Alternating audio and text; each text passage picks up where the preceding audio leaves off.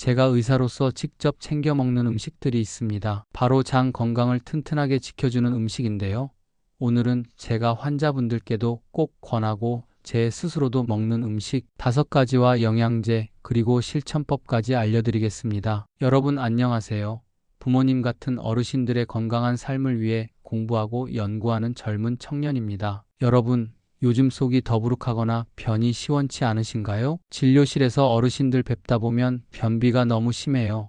먹으면 속이 답답해요. 이런 말씀 정말 많이 듣습니다. 사실 장은 단순히 소화만 하는 기관이 아닙니다. 하버드 의대 건강 블로그에서도 장을 제2의 뇌라고 부를 만큼 중요하게 다루는데요.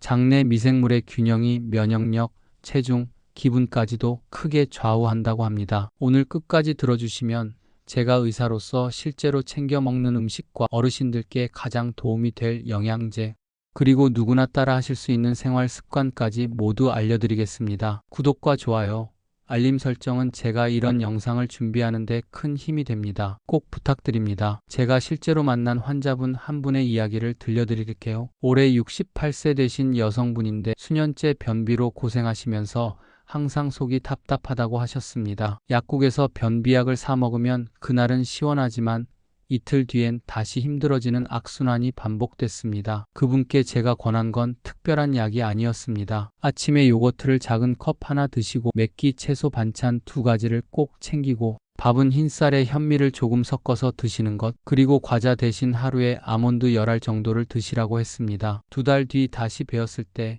그분이 하신 말씀이 아직도 기억납니다. 선생님, 이제는 화장실 가는 게 두렵지가 않아요. 배도 덜 더부룩하고요.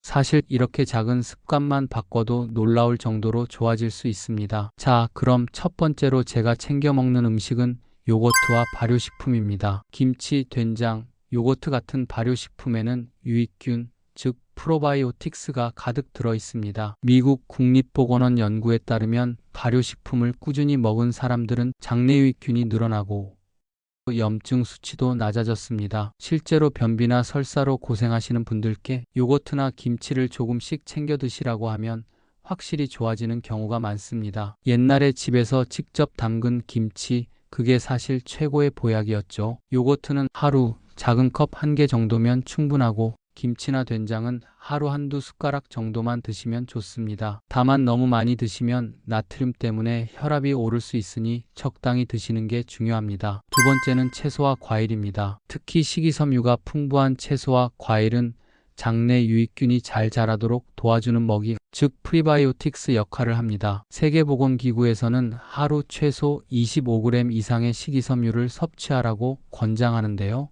채소와 과일은 변비 해소뿐 아니라 장 속 발암물질을 줄여 대장암 예방에도 큰 도움이 됩니다. 혹시 요즘 변이 딱딱하고 힘드신가요? 채소 반찬을 조금만 늘려도 훨씬 편안해집니다. 그래서 매 끼니 채소 반찬을 2~3가지 이상 챙겨 드시고 사과나 배는 껍질째 드시면 섬유질 섭취가 훨씬 늘어납니다. 다만 당뇨 있으신 분들은 과일은 하루 1~2개 정도로 제한하셔야 합니다. 세 번째는 통곡물입니다. 흰쌀밥만 드시기보다는 현미, 귀리, 보리 같은 통곡물을 섞어 드시면 장이 훨씬 건강해집니다. 메이오 클리닉 자료에 따르면 통곡물은 혈당을 천천히 올려 당뇨 관리에도 도움이 되고 장내 유익균이 좋아하는 영양소가 풍부합니다. 흰밥만 드시다가 현미 조금 섞어보시면 속이 한결 가벼워지고 변도 규칙적으로 나옵니다. 드실 땐 흰쌀은 70%, 현미는 30% 섞으면 가장 먹기 편합니다. 혹시 소화가 잘 안 되신다면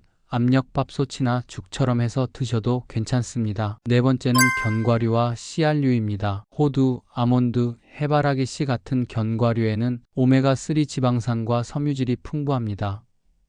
하버드 건강 블로그에서는 견과류가 장내 미생물의 다양성을 늘리고 염증성 장질환 위험을 낮추는 데 도움이 된다고 소개합니다. 군것질이 당길 때 과자 대신 아몬드 몇 알 드셔보세요. 혈당도 안정되고 장 건강에도 좋습니다. 하루에 한 줌 약 20에서 30g 정도면 충분하고 소금이나 설탕이 들어가지 않은 생견과로 드시면 가장 효과적입니다. 5번째는 올리브유와 좋은 지방입니다. 올리브유, 아보카도, 등푸른 생선은 장내 염증을 줄여주는 건강한 지방이 가득합니다. 실제로 연구에서도 지중해식 식단을 꾸준히 먹은 사람들의 장 건강 지표가 더 좋았다는 결과가 있습니다.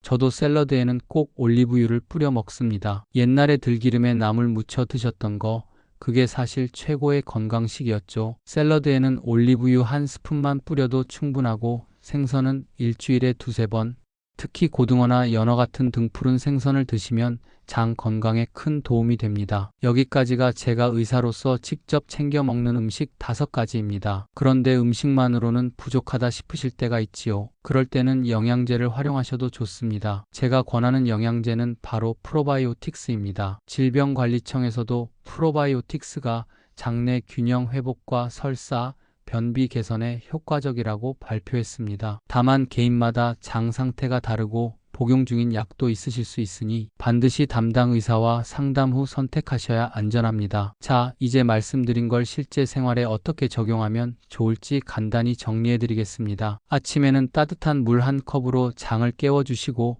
플레인 요거트 작은 컵 하나로 유산균을 보충하세요. 식사 때는 매 끼니 채소 반찬 2-3가지 이상을 꼭 챙기시고 밥은 흰쌀 70에 현미 30을 섞어 드시면 가장 적당합니다. 간식으로는 과자 대신 견과류 한 줌 또는 사과와 바나나 같은 과일이 좋습니다. 그리고 샐러드에는 올리브유 한 스푼, 나물은 들기름이나 참기름으로 무쳐 드시면 훨씬 건강합니다. 이렇게 한 달만 꾸준히 실천해 보시면 변비가 줄고 속이 훨씬 편해지실 겁니다. 오늘은 제가 의사로서 직접 챙겨 먹는 장 건강 음식 5가지와 영양제, 그리고 실천법까지 알려드렸습니다. 장 건강은 단순히 소화만이 아니라 면역력, 노화, 기분까지 좌우하는 중요한 부분입니다. 작은 습관 하나가 어르신들의 건강한 노후를 크게 바꿀 수 있습니다. 끝까지 들어주셔서 감사합니다. 구독과 좋아요, 알림 설정은 제가 더 좋은 건강 정보를 준비하는 데 큰 힘이 됩니다. 꼭 부탁드립니다.